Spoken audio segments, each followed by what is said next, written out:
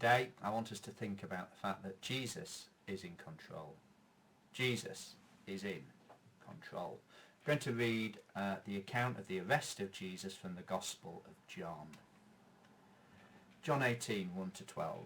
When Jesus had spoken these words, he went out with his disciples over the brook Kidron, where there was a garden, which he and his disciples entered. And Judas, who betrayed him, also knew the place, for Jesus often met there with his disciples. Then Judas, having received a detachment of troops and officers from the chief priests and Pharisees, came there with lanterns, torches, and weapons. Jesus, therefore, knowing all things that would come upon him, went forward and said to them, "Whom are you seeking?" They answered him, "Jesus of Nazareth." Jesus said to them, "I am he." And Judas, who betrayed him, also stood with them. Now when he said to them, "I am he," they drew back and fell to the ground. Then he asked them again, "Whom are you seeking?" And they said, "Jesus of Nazareth."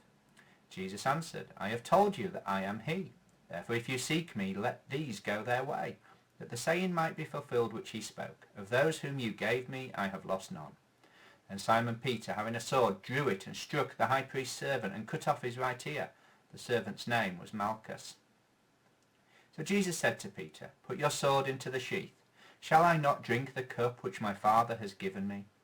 Then the detachment of troops and the captain and the officers of the Jews arrested Jesus and bound him. It's an interesting situation.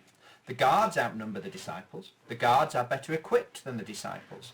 And the guards are better trained than the disciples. They are soldiers. They have come into that garden with the authority of the high priests. But they are not in charge. Judas is not in charge. No, the person who is in charge, the person who is in control here, is the Lord Jesus Christ. He's actually the one giving the orders. And he makes his authority very clear. The soldiers say, "We're looking for Jesus of Nazareth." And Jesus responds with these words, "I am. I am." It's, of course, the divine name that God gave to Moses when he appeared to him in the burning bush. I am. And as Jesus declares that this is who he is, I am, those soldiers fall back. They are thrown to the ground. Jesus says, "I am God, and you will grovel before me. You will bow down to me." And that's exactly what those soldiers do. They bow down to Jesus. They're thrown on to the ground. And then he orders those soldiers to let his disciples go, because he said that he would not lose any who had been given to him. And of course that's what the soldiers do. They obey. They let the disciples go.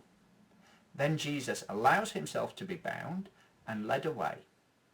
As that group of soldiers and Judas taking Jesus bound to the high priest's house, as they go on that journey that evening, I imagine nobody in that group was in any doubt as to who was in control, that Jesus could put an end to this at any moment that he chose. We must always remember this about the death of the Lord Jesus Christ. From start to finish, Jesus Christ was in control. In fact, we even read that he breathed his last and he yielded up his spirit. He was so in control that he even controlled the precise moment in which he died.